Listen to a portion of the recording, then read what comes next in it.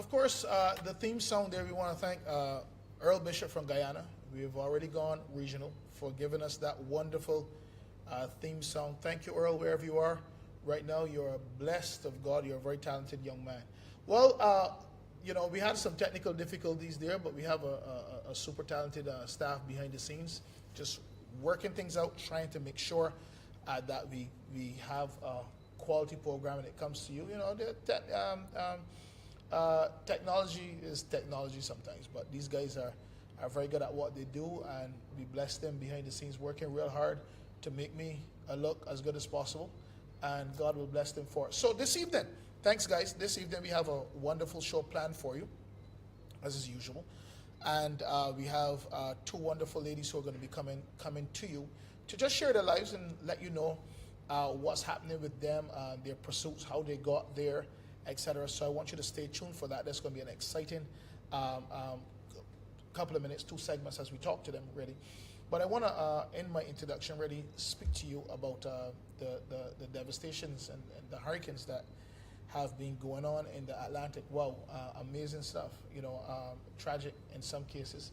So I want you to just, take a little time to pray. If you do believe in prayer, take a little time to pray for those in St. Martin, those, in Barbuda, across the region, whoever has been touched, whether slightly or in a major way, those in Florida, wherever Hurricane Irma has touched and Hurricane Jose may touch. I just want you to pray for them because, we never know when it may be our time to encounter such disaster. We really hope that nobody has to go through this, but sometimes we never know what we will go through. But when we see a brother or sister in need, just reach out to them, pray for them, talk to them. My condolences goes out to all of those who would have lost their life as a result of this terrible, we can't say that word enough, terrible hurricane. Irma, one of the strongest ever recorded in the history of recording hurricanes. And it was, you really can't, and as people say, you really can't effectively with much of the building code in the Caribbean or really in America, you really cannot effectively prepare for a Category 5 devastation, sustained winds of over 150 miles per hour, and Irma was hitting, I think at some point in time it was recorded that it was 190, and with gusts much higher than that. So, and then the floods, the intense rain, the sustained rain, etc. So I want you to pray for those individuals so that they can get back on their feet as quickly as possible, and recovery from this would be quick. The nations of the Caribbean, again, hammered by a hurricane. This is one of the unfortunate things of living in the Caribbean. We are really blessed with having a wonderful piece of paradise here on the earth. But the unfortunate thing is that we also have the devastation of hurricanes. So as much as possible, prepare yourself, but the rest really is in God's hands. So as I said, we want to be praying for them and keeping them lifted up and helping however we can in this time of their challenges. So this evening, once again, as I said, we have a wonderful show prepared for you. And before we get into our guests, we'll be taking a break, and then we'll come back with our time to inspire. And this evening, in my time to inspire, I always want to figure out there's so many things to talk to you about. And I always want to figure out how do I pull all these things together and just choose something that I can talk about in those 5 minutes to help you to become better at what you do, how you approach your life, etc. So this evening, what I am going to be doing is talking a bit about social entrepreneurship, and that really covers charities, nonprofit organizations, and the like. So I'll be talking a bit in about 5 minutes or so about a bit about social entrepreneurship, and really encouraging those of you out there who are on the ground, really out on the ground, really doing your stuff to really keep doing it. I'm going to give you some techniques as to how you should get your stuff together and make it more productive and more successful. So we'll be back in a couple of seconds to talk a bit about social entrepreneurship.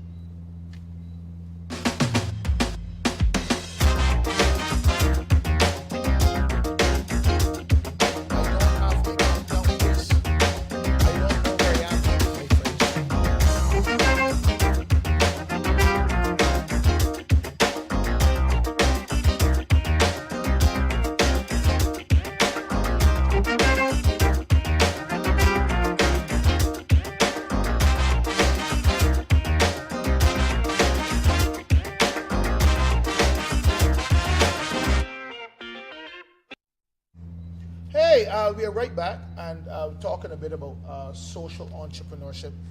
Time would not afford us. We just have a couple of minutes to really talk about this before we go into our other segment to really interview those wonderful ladies that we have lined up.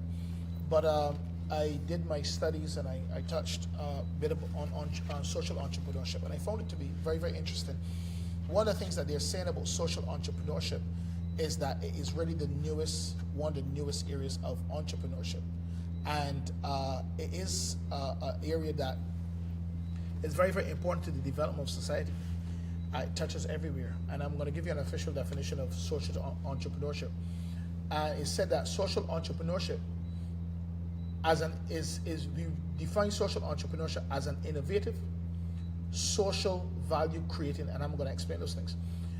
We define social entrepreneurship as an innovative, social value creating activity that can occur within or across the non-profit, business, or government sector. So I want to say that again very slowly. We define social entrepreneurship as an innovative, social value creating activity that can occur within or across the non-profit, business, or government sector. So really and truly, and there are specific things that I will outline in a couple of minutes that really defines social entrepreneurship. But one of the things that you need to understand is that social entrepreneurship, as strictly defined, creates value, which means it creates social value. In other words, it makes the society in and of itself better without a direct focus on profit. And maybe I'll take an entire segment just to talk about that one of these days. But I just want to throw that out there. And a business, a profit-making business, can have a social arm. Now, eBay has a social arm. Google has a social arm. As a matter of fact, eBay is heavily involved in environmental, causes, and it's something that you can go and check out. It's a fascinating company, and it really does a lot of environmental work, really trying to help preserve the environment. Coca-Cola has an environmental arm where it tries to conserve and save water. So there are a lot of companies that are profit-making companies that also have a non-profit side. They have foundations, they have charities, they may have an arm where you can donate to help children, etc. So it's not just the case where a person or individual may arise from a community with a cause and decide that they're going to help the unfortunate or the downtrodden. Right across the world, many businesses are doing this, and this is really I remember there was a quote that was done when I was doing my master's, and the guy said that one of the real reasons that business was, I want to remember this, one of the real reasons that business was created was to make a difference. So he said business functioning as business, and I'm paraphrasing here, business functioning as business is one of the easiest ways to solve social problems.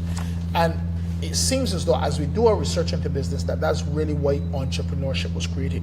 So social entrepreneurship tries to identify those social ills, whether it be the vagrants on the street, whether it be and Kibar Safra is really doing a wonderful job there, whether it be the vagrants on the street, whether it be the targeting women, and we're going to talk to a lady this evening who's really targeting women, whether it be targeting the prostitutes like Jabez House is doing, Shamel Rice is doing a fantastic job there. There are many people, Roger Husbands is doing an amazing job really dealing with those who are drug addicted and troubled teens. So there are a number of people, a number of them I don't remember right now, but there are a number of them across Barbados who are doing amazing jobs at really dealing with social causes and helping the government really to touch those people that the government may not be able to touch because it does not have the resources, or it might not, because the government really cannot do everything. One of the other things that social entrepreneurs need to understand is that there's a lot of funding that is available to them if they structure their organizations correctly. And this is something that I want you to understand. A proper structure and registering your social idea as a non-profit organization and a charity is really the best approach. A proper structure. Those funding agencies, both local and global, whether it be government or some major international organization, they are really attracted to people who have proper organization and proper accounting records. And I also want to encourage you, if you're going to be taking on a social venture, really, and we're going to talk more about this later. If you're really taking on a social venture, I want to encourage you to do have a proper structure. Number one, have proper accounting records. Number two, and I also want you to register it properly legally. There's a major difference between a charity and a nonprofit organization. A nonprofit organization really gives you more latitude. So I want to encourage you to do that. We'll talk some more about the importance of social entrepreneurship sometime later, but I want to encourage you to have proper structure and proper records as you advance, and you can attract more funding. Okay, we'll be right back as we begin to introduce our first guest, and we talk to Ajene Worrell in a couple of seconds. She is an amazing dancer, and we're going to be interviewing her to find out what her journey to being a professional dancer is like. We'll be back in a few minutes. Good afternoon, my name is Chantal Brewster, and I have just a few persons who were recently featured on the Rosehill show here with me today. First is Joycelyn Wong. Joycelyn, how are you today? I am fine, thank you. And yourself? I am great. And what do you think about this Rosehill show? Well, I think the Rosehill show is a unique tool for evangelism. That's how I see the Rosehill show. In addition to being able to talk about your businesses, give your testimony, I do believe it's a unique tool of evangelism. Nice. And how was your experience on the show? I had a great experience. I was able to speak about some of the services that I offer. And yes, some of them, because there are more. So to speak about more would have taken up the whole show. So, but I did have a good experience. I was able to, like I said, I was able to speak about some of these services, and that was a good opportunity to do so. Nice. So this is Joycelyn Wong, and she was one of our featured guests on the Rosehill show. And Joycelyn, if you could describe the show in one word, what would it be? Unconventional. Unconventional. Well, we're back here with Ajene Worrell. Good evening, Ajene. Good evening. How are you doing? I'm fine. You're good? Yes. Good. Well, we were chatting, as I have said with the Rosehill show consistently. We just want to be able to identify some individuals and just talk to them, some young individuals, sometimes some not so young individuals, and hear what they're doing. What are they doing with their life? How is it that they got here? How is it that they pressed through all the struggles, all the issues, sometimes the lack and the pain, and got to where they got in life. So we are talking to Ajene Worrell this evening. She's a dancer, dance teacher, primary school teacher. My goodness, you have a lot going on. Yes, one of the things I want to ask you as I read your bio, you started dancing from the age of 4. Yes. That's young. It is. Yes. It is. So at the age of 4, a lot of people, they're playing with their toys, but you were dancing. So what led you to start dancing at the age of 4? I don't even know if it was my choice, to be honest. Okay. I think it was just my mother. My mother always thought it important for children to be involved in extracurricular activities. Right. So dancing was one of the things she always believed a little girl should be a part of. So she just enrolled me in a dance school. That was the gist of it, how it started. Little did she know. Yes. So, at that age, did you enjoy it? Yes, thoroughly. What kind of dancing were you doing? I was doing rhythm and movement. Okay. Which was basically like just freedom of movement, free expression, teaching the basics of dance, learning how to do simple movement like skipping, leapfrog, pointing your toes. Oh, hey, so I had Shama here, and I was trying to tell Shama that I can dance. So now, Everybody can dance. Well, I'm saying because you just said skip rope. No, I did not. I said skipping. There's a difference between jumping rope, what we call skipping with a rope, right, and skipping in dance. There's a difference in the movement. I'm officially not a dancer. I didn't know that. I didn't know that difference. Your training was at the Barbados Dance Theatre Center. Yes, that's where it began. And that's where you began, and you received a scholarship. Yes. Wow, that was amazing. In a particular area of what particular area of dance? No, to be honest about the scholarship, my dance teacher missed me for a couple weeks, and she wasn't sure. She was like, "Where's this child? This child has so much potential." Okay. So she contacted my mother. And my mother said, well, to be very honest, we couldn't afford it. And she said, well, this child has too much potential to not let her dance. And the dance school offered me a full scholarship in all areas of dance at the school. So I was able to take all classes for free. That's amazing. What other areas of dance did you take? So I did ballet, I did modern, and I also did what we had. It was like a drama class. So it taught you the basics, the real basics of dramatization, understanding how to use your voice, doing a little acting here and there. Because you sing a bit. A little, not really a lot. She sings more than the bit. She's very talented. She sings more than a bit and plays a bit of piano. Yes. Yes, so she's well rounded. So let's digress a bit. As you went on in life, you did your associate degree in economics, mathematics, and physics. Yes. Why the digression? Because you started, in dance, and then you moved off. Well, I always heard growing up, go to school, get an education, get a job. Okay. So when I was in secondary school, I studied the sciences, and I was really good at math. I was really good at physics and chemistry. Okay. But math was the main thing. Like it just came naturally to me. I didn't have to try hard. Like I didn't have to study. How do you not have to try hard at mathematics? I failed basic math. No, that was a breeze for me. I actually thought it was ridiculous that a math major had to take basic math at BCC. I was like, that doesn't make sense. Well, basic math was major for me. I don't know. I'm telling you, numbers confuse me. No, not for me. That was it. Like I didn't need to take any other class, so I didn't know what jobs were available specifically in the area of math other than being a teacher. And because everyone around me were teachers, I was like, I don't really want to be a teacher because that's so expected. Everybody in my family are teachers. I want to do something a little different. So at first, when I went into BCC, I thought about actuarial science because it was math. But then when I got to UE, I didn't really enjoy it that much. And for me, underlying all of that, dance was all I really wanted to do. But it was like, at that time, I did not understand or really believe that I could make a career out of dance. Because, you always hear, dance is just an extracurricular activity. And this is something that I really want to talk about in a couple of minutes. But I want to really, detail your journey because it's an interesting journey. And I want to let young people out there understand that, you don't always get what you want when you want it. But it is fundamentally important that you persist. And this is a young lady that she persisted against several odds to become the dancer that she is today. So, you're doing all this stuff. You're in the sciences.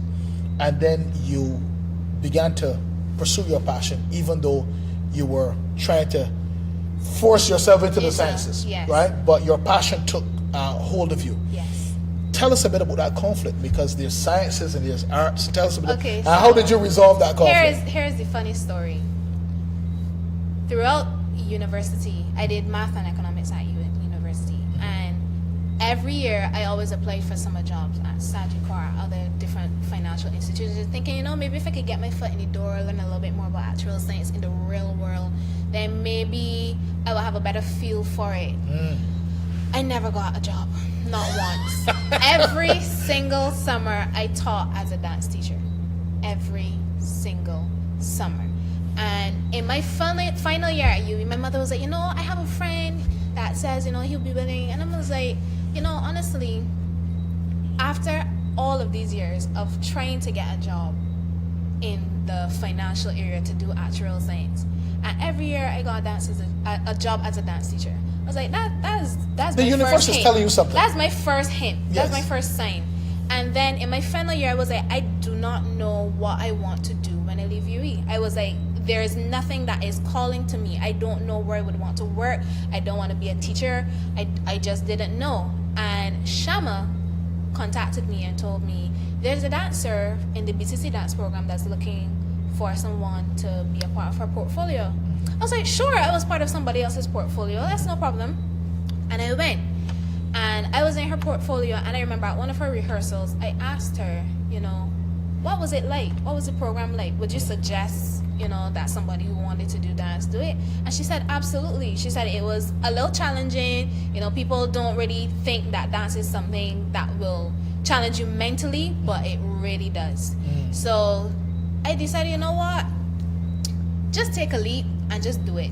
So it was past the application deadline and everything, and I contacted Shama. She said, "As just go. There's always a late registration.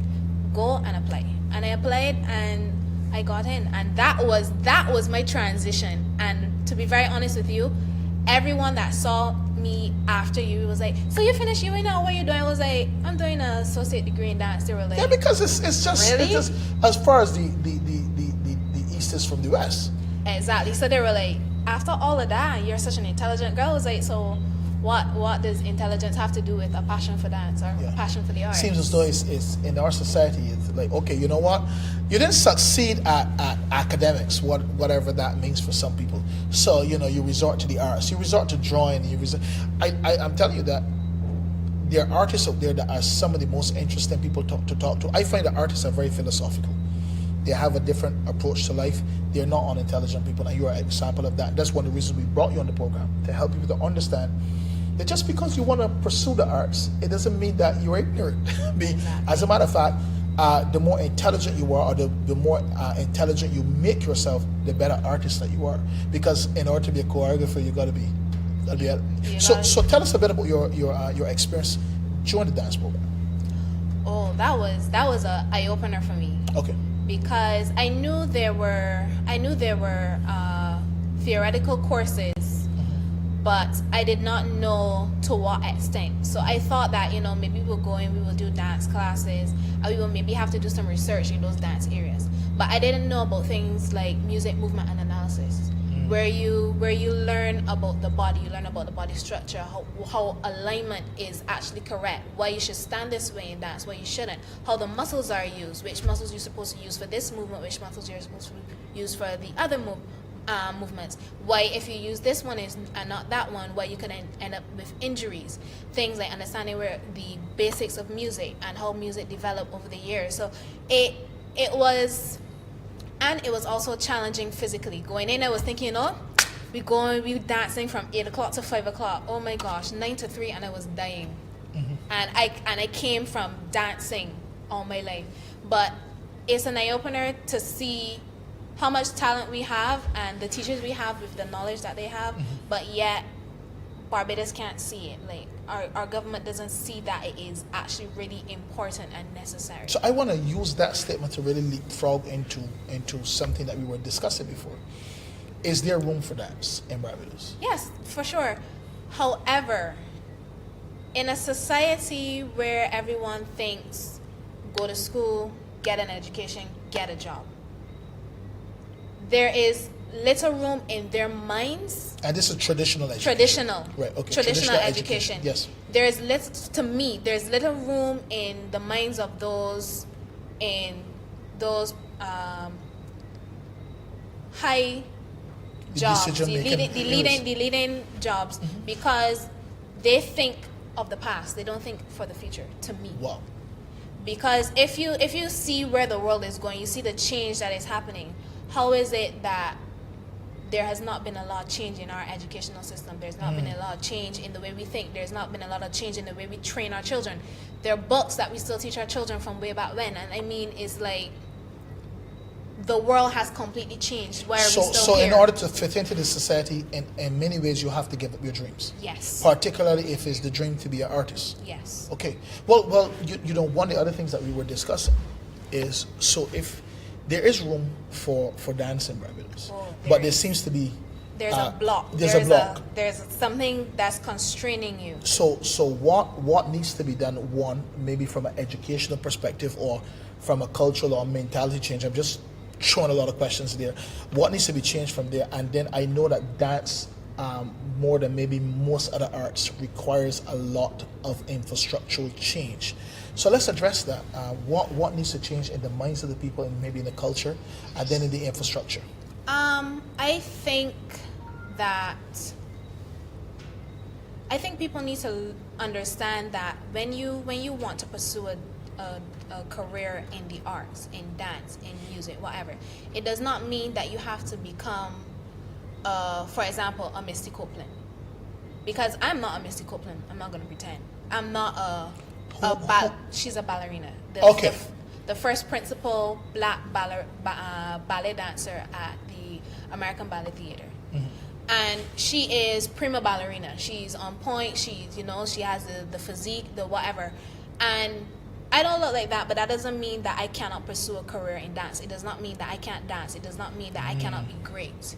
But our mindsets are so skewed and so limited that they will think, oh, you don't have the dance body, so, I'm going to overlook you. Let's just go down that road for a minute. And you talked about the dance body or the dance physique, and particularly with ballerinas, and normally it's a European physique, isn't it? It's not. We don't really see,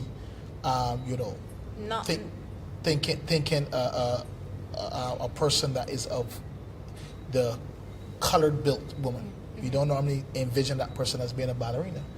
Is it because Europe really determines how people think about ballet? Well, that's an interesting question. Maybe that's where maybe, but from me personally, we, as you said, the colored woman, we're built differently. We're just naturally. There are some people that are of mixed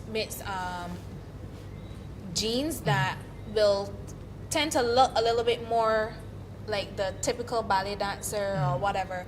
However, there's a lot of change going on, for example, in like the United States of America, right, where there are people in ballet companies or ballet or dance companies who are not necessarily looking for the typical dance structure. There are African dance companies where there are women, for example, there's one called Urban Bush Women. And when you see these women, it's like you would not think in a million years that this would be something in the past that would actually become a dance company where people make a living off of it. Here it is physical structure and this is how you must look. I've been in dance classes where teachers have said to me, you need to lose weight. Here in Barbados, where we all women are curvy. Barbadians are known for their curvaceous bodies. And I've been in classes where dance teachers have said to me, you need to lose weight, or you're gaining too much weight, or you do not look like the typical ballet dancer, you do not look like the typical dancer. But that did not stop me because I did not see it as just because I don't look like it doesn't mean I can't do it. Which was one of the reasons many times, for example, in the BCC dance program, I was at the top of my class. It was not just about if I look it. It's about if you can perform, if you can really carry, if you can push through the mental fatigue, because that is difficult. It's not a walk in the park. It's challenging. Can you really push yourself past the pain? Can you push yourself past the I feel like I'm gonna die and I cannot move anymore? Well, let's talk a bit about you're trained by the Barbados Dance Theater, Praise Academy of Barbados, Barbados Dance Strides. You've touched a lot of areas. The McLeod techniques, the McLeod reinforced motor function. You've touched a lot of areas, and then you've also taught the Ballet Imperial Society of Teachers dance syllabus. That's the Ballet Imperial Society of Teachers of Dance syllabus. There's a lot to it's the Imperial Society of Teachers of Dance, and they have ballet, they have modern, they have Latin, they have jazz awards, they have ballroom, but I've taught ballet and modern. So why ballet is a particularly difficult style of dance? Why did you choose ballet? I hated ballet growing up, and I didn't understand the importance of it. Growing up with not someone around you to tell you this is important in dance, I lost a lot of years in ballet. So for me now, when I started to fall in love with ballet, it was when I was taught the importance of it as a base, to understand structural alignment, to understand coordination, to understand how the body works, to understand the mechanics, to learn precision, to really understand performance and strength. And teaching ballet for me was also to help me learn ballet. Because in teaching, I was able to reinforce what I know and be able. When you're a teacher, you find that after you have taught something, then you're like, you get aha moments. Oh, I get you.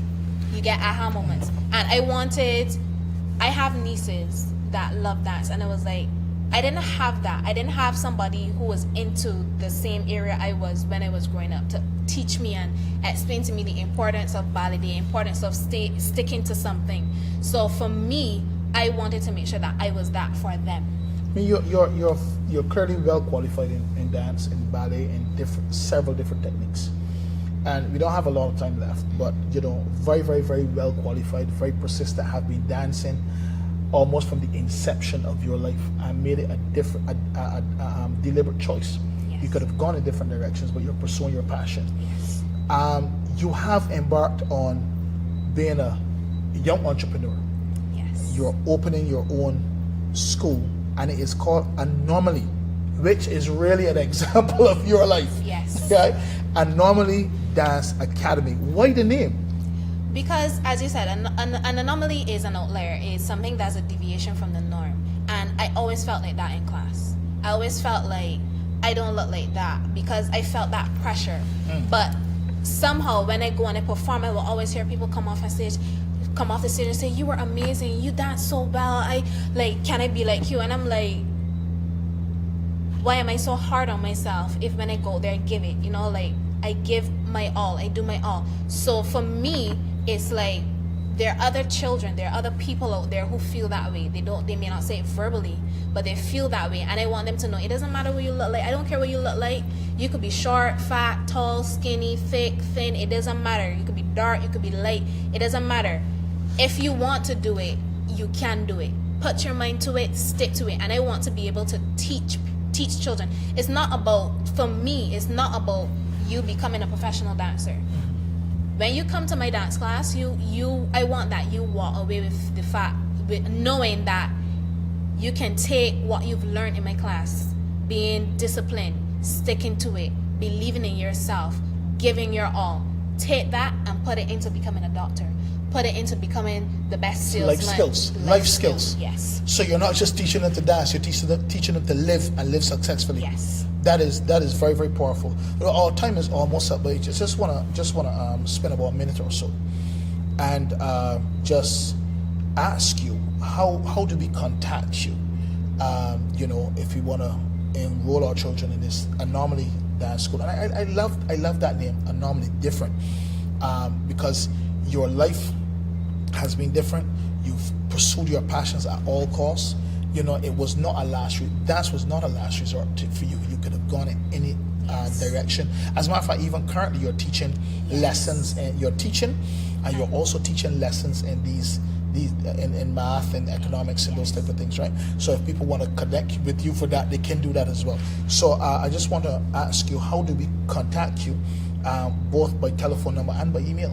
Okay, my telephone number is 249-6232. You can contact me 249-6232. And that's to enroll in either lessons or the dance. Classes. And you do the lessons, math lessons, economic lessons.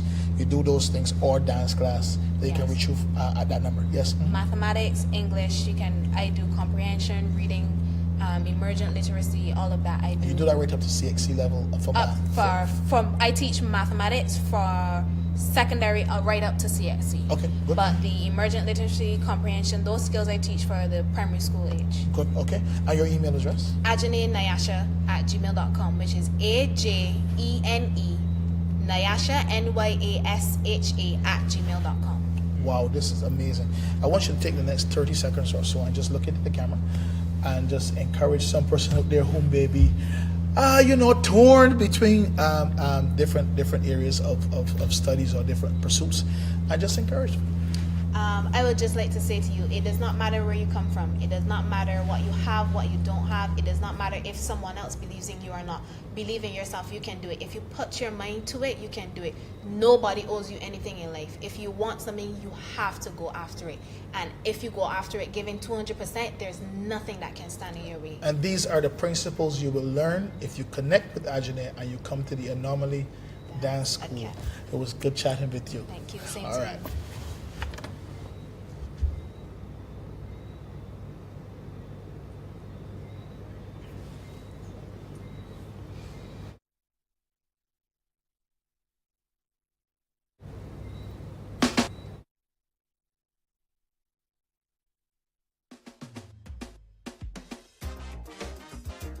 Good afternoon. My name is Chantal Brewster, and I have just a few persons here with me who have recently been featured on the Rosehill show.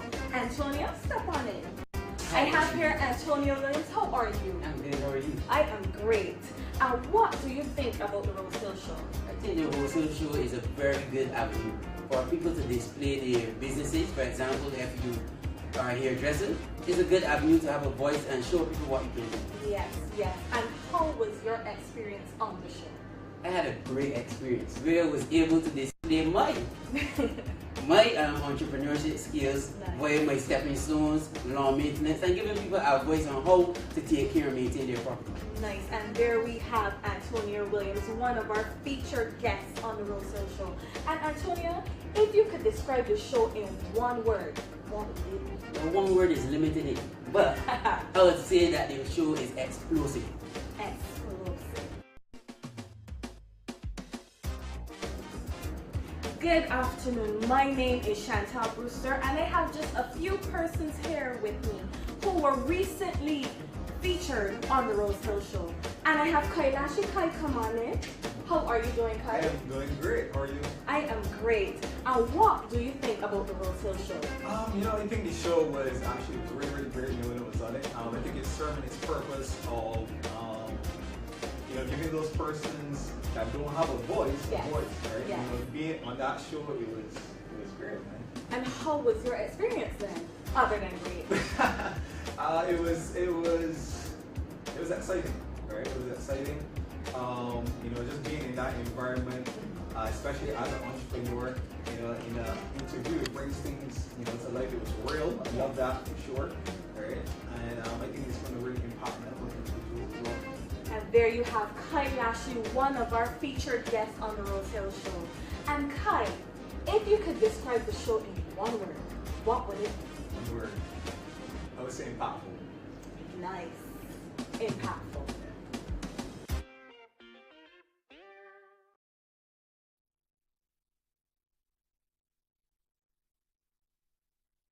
We're back right here with Dr. Cathy Norville Rochester. Correct. Cathy, what is your middle name? Irene Rosemary. Irene Rose. Cathy doesn't have one of those middle names that you can abuse like Matilda. If she had,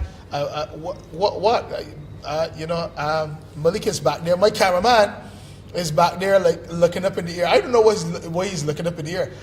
On the Rosehill show, we would love to have a name that we could abuse like Matilda, but she has one. These nice.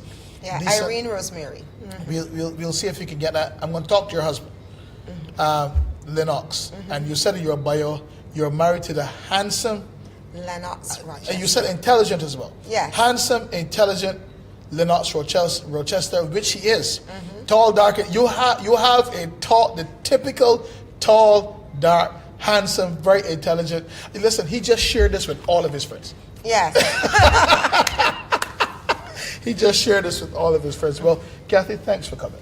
It's a pleasure being Yes, here. thanks for coming. Thanks for being here. I know you have a very, very busy schedule. Long day. Long day. Up 4 o'clock. You were up since 4 o'clock. Correct. Well, this is the best way to cap off your day on the Rosehill show, just sharing with individuals about your life. So now that we're talking about your life, you got saved around the age of 13. Correct. Because I know Christianity is very central to your philosophy in life, to how you conduct your business, to how you live all of your life. And you got saved at the age of 13, and we were talking back in the office Yes. behind the scenes about how interesting that was. Correct. So I want you to share that with the audience. I'm one of those persons that believe that I definitely had to be chosen by God, because it doesn't make sense me being a Christian. Okay.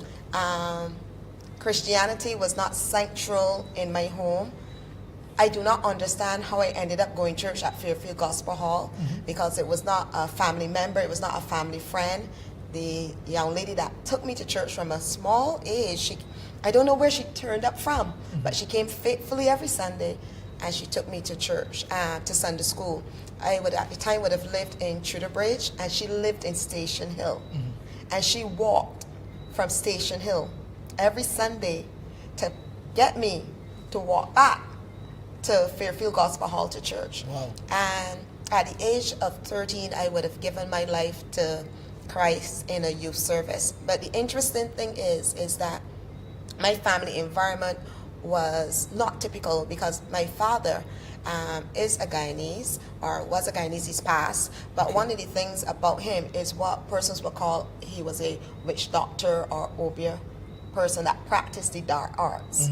So when I gave my life to Christ, while most persons would be encouraging of their children to go to church, it was not that. It was a very antagonistic environment.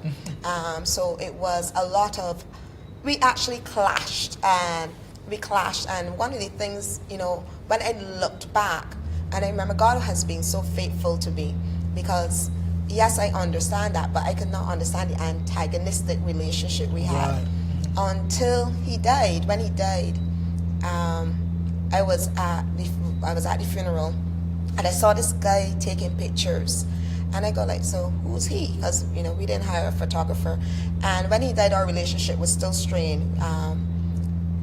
But over the years, I've learned to forgive him. And so a young lady who was my assistant at the time, she was ushering. She said, well, he said your father taught him in the lodge. He was a teacher, and I went and I introduced myself, and he said, yeah, your father was a teacher. He was a very brilliant man. He was a very good teacher, and he taught me. And I said, even in death, God gave me peace, because then God was able to allow me to understand where light and darkness, can't coexist. And obviously that resulted in the conflict between the two of us. Wow. And one of the things that you did say to me backstage is that he was not just a mere witch doctor. People would come from all over the globe. People came from all over the world to him. Yeah. Yeah. Well, your journey didn't just end at Gospel Home. You were mentored by what I consider to be two of the greatest pastors in this nation. I read they have a fantastic church. Dr. Marlon Husbands and Susan Husbands. What was that? You did say that your spiritual life catapulted after that. What was that like, encountering those two wonderful people and being a part of that growing ministry? I think it was at Sanctuary Empowerment Center that I started to really find myself, because coming back from England and obviously growing up in the Gospel Hall, I remember walking into the church one time and I said, what's all these people raising? It was this raise hand thing about, because if you know the Gospel Hall, that's not what they're like. But one of the things that Sanctuary is known for is teaching. And I was exposed to tremendous teaching. It's there that I first encountered the whole subject and topic of deliverance, and became interested in the area of deliverance. And it is Pastor Sue who saw in me the potential to really step out and lead women. Which is Reverend Suzette Husband's wife. So Pastor Sue came to me and said, you know what, I think you're the person to best equipped to lead the women's ministry. And it was there that I was entrusted in leadership. And the women's ministry was one of the biggest, because the church is over 500. And as in most churches in Barbados, it was predominantly women. And so that's where I really got my foundation, going to Bible school. I know Bishop Husband said, I think you should do the diploma in Christian counseling. But I knew God wanted me to go into ministry.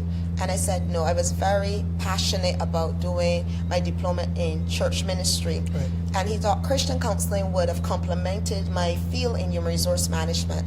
But there was something tugging me. I always had a passion for the word. I always wanted to know more about God. And it's there that I really got my foundation in terms of going deeper in the word and having that passion for women. Well, during that course, that time, you would have met your husband, Lennox. How did you guys meet? Working on deliverance in the city, actually. I'm also a director of Women of Excellence and Empowerment Ministries, and Evangelist Andrea Harris had this vision of bringing Donnie McCurkin to doing this big revival in Bridgetown, to let him come share. Donnie wasn't coming as a singer, but he was coming to share his testimony about how he was abused. And so Lennox was one of the persons that was working on he actually was assigned to Donnie McCurkin as his armor bearer, but he was working with us on the project. And I met Lennox at the time where I said, God, I just want to be sold out for you. I don't want a husband. And then came this tall, dark, handsome man. Yes. And that's how we met. We actually met in ministry working for God. Wow. I think you're celebrating how many years of marriage now? This year, 7 wonderful years. He's challenging. I have that in my bio. He's challenging, but I'm not going to read that part of the bio. This is my friend. Yes, he's challenging, and I challenge him, and he challenged me. But I always say marriage is a work. People think happily ever after, but it requires work. Well, happiness requires work. Yeah. That's quite true. Well, you do have a passion for ministering to women, and I know that you just said that you were inserted into women's ministry, but there's a difference between being asked to serve in a ministry and then developing a passion for Correct. it. When did that transition happen? I think it was always there.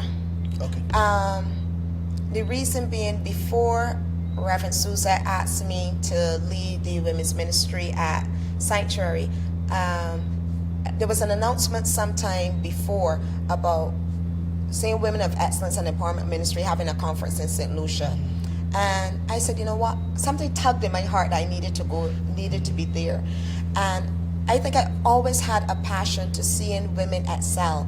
And I think that came from my environment of seeing my mother in a relationship with my father and struggling.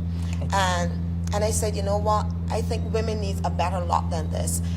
Women need to have a sense of economic independence, to be able to go from one level to another level and not to be dependent and stay in an abusive relationship, because it was emotionally abusive. And I think I've always had that, to try to propel women, to encourage women, motivate women to go from one level to another level. And I think that was always in there. Wow. Well, you went further than just having a desire. You're one of the executive directors, as you did mention before, with the Women of Excellence and Empowerment Ministries, which is a nonprofit organization. Correct. Which is headed up by Evangelist Andrea Harris. But you went further and you started Come Up Higher, Come Up Higher International. Correct. And they have been doing a number of things. Correct. So what prompted you to start Come Up Higher International? Because you could have remained, in the shadows doing your stuff, but you've actually come up. What prompted you to actually go in that direction, and what are some of the things that you're doing to reach women? Okay, when Lennox and myself married, I came over to Nation of Worship, well, at the time, Worrell Life Christian Center.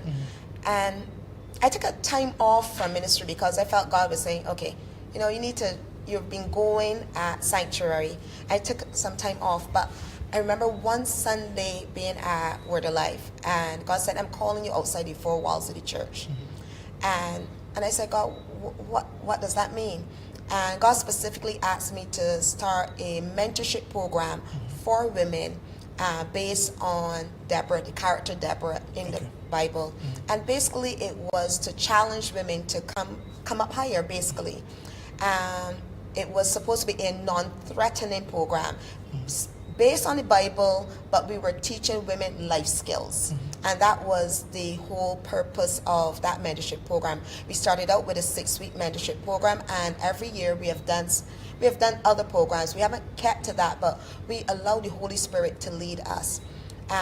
This year, one of the things that we did differently this year, God not only called us to Barbados, but He actually called us out of Barbados. Okay. Yes. And we went to St. Vincent and we took our mentorship program. It was phenomenal.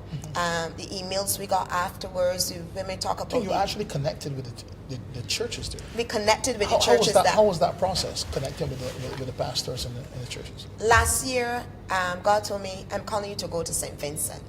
And you have to remember, I don't know anybody in St. Vincent. And this is how the process went. I spoke to Antoinette Jordan, who is one of the executive directors. I said, Antoinette, I believe God is calling us to go to St. Vincent. After I spoke to Antoinette, you're the second person I spoke to, and to get your view, your blessing as my covering. You're the covering, and not only for me, but for the ministry. I say, Apostle, I believe God is asking us to go to St. Vincent.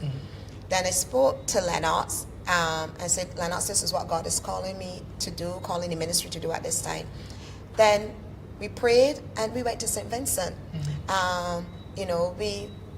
I adopted some principles from Apostle Ofo, right? And as I said, and I shared this with the church, as we were going into St. Vincent, I said, God, you have called us to bless this land. We've come to do this land good and not to harm it. And the doors just opened up. We made contact with pastors before we left. We set up appointments. We took gifts because we went to bless them. We took gifts. Amen. And, and from there, then we went back down again. We invited them to breakfast, again, shared the vision, and we started to connect. Right. And one of the things that the pastors realized is that we were not coming to take away their members, but we were really and truly coming to bless them. One of the things that is significant about Come Up Higher, God has over the years told us, do not charge anyone. We do not collect offering. Wow. We do not charge a fee. And God always settles the bill. And that's how St. Vincent materialized. We just walked in faith. And women said they were blessed. We got emails, women have stepped out. And as a result of St. Vincent, we're now getting ready to go to Grenada this weekend. Wow, that's amazing. So you're really touching the entire. Yes. Your vision seems to be to touch the entire Caribbean region. The vision, actually, when God gave us a name, we rebranded about 3 years ago. We called ourselves Daughter Come Up Higher, and then we set up, under your advice again, a company, a not-for-profit organization, not a charity, but organization, and we're now called Come Up Higher International Inc. Right. And I believe that God is calling us just not to the region, but beyond the region. And our invitation to go to Grenada was out of the work that we actually did in St. Vincent, and how the pastor down there saw how we worked with the women and how his own wife's life was touched. You've been touching a lot of, seeing the plight of a lot of women, seeing it develop. I want to talk a bit about that. What are you seeing as the common challenges with women as you go across the churches in Barbados, as you encounter women maybe in the region? What are you seeing as the common challenges with women? There are a number of things. One of the things that we would like to think, because of what's going on from an economic standpoint, that women are suffering financially. But there's a deeper concern that I have. And that's why Come Up Higher comes in. One of the things that God has been really speaking to me about doing next year is a program on how women can succeed in life, right? How to succeed in work. What I'm finding is that a lot of women are getting jobs, either through my company, because we do a lot of recruitment for organizations. But what I'm finding is how to be successful in that job. I always tell persons you can be recruited, but it's how to be promoted, how to succeed in corporate Barbados, in the workplace, in the marketplace. And that's where I'm finding a lot of women falling down. And Christian women as well. Sometimes, there's one young lady, fortunately I was able to get her a job with one of my clients, and we get so much complaints about her performance. And I think a lot of women do not know, when God has opened a door for them, how to use that opportunity to excel. And that's one of the challenges that I am seeing across Barbados and also in the region, where how do I excel? How do I move really and truly from one level to another level and navigating that? Moving beyond average to become great. Correct. Yeah. I think, do you think it's because women think that a lot of women, maybe embedded in them, still think that their place is down here? I think women are coming out of that. But the challenge that we're having is, how do I come up to that next level? Right? How do I dress? How do I change my attitude? How do I change my mindset to come to that next level? For example, one young lady, and I know, and these are the things that we don't see these things, we don't understand these things. One young lady, she came in, I was at a client this week, and she came in and she was dressed inappropriately. And I said, it's my birthday. And I said, I understand that, but your dress is inappropriate for work. You understand what I'm saying? Is sometimes it's a changing of mindset, and I think that is really where we have to really start changing the mindset and getting a mindset for excellence. Is the society ready for that type of woman, a strong woman, a successful woman, a woman that is focused, a woman that is, getting the job done? Is the society ready for that level of strength in women? I believe not as if the society is ready. The society needs those kind of women. Okay. We really do need, because women, just, yes, men are visionaries, but we're talking about in these days, you know, Jesus is coming back for the church, a female, a bride. And that is reflective in women. Women need to get ready. I think Jesus chose a female, the church, a bride, to say that women are important. Women are important in these last days, and women do need to emerge. And when I look around university, 95% of the students are female, right? At least in the classes that I teach. So we do need those women to arise, to be dominant in the marketplace, to be focused, and I believe that women will push the Caribbean to the next level. One of the things that you said is, and I want to just say something on that. You know, you said, you know, men are visionaries, and this is an interesting way that we speak, because men are not naturally visionaries. It's a socialization thing, and you know, men are not natural leaders. It's a socialization thing, and I think that if we, and that's why I love the name of your organization. If the women would come up, you know, with boldness and with strength, without fear, to the level that it is assumed that a man should operate on, then I think the society can only benefit. Barbados particularly. Women in the history of this country have always pushed this country. Correct. We have vying for the next, you know, prime ministerial position, a woman, Mia Motley, a strong woman. We have several strong women on both sides of the divide, the political divide.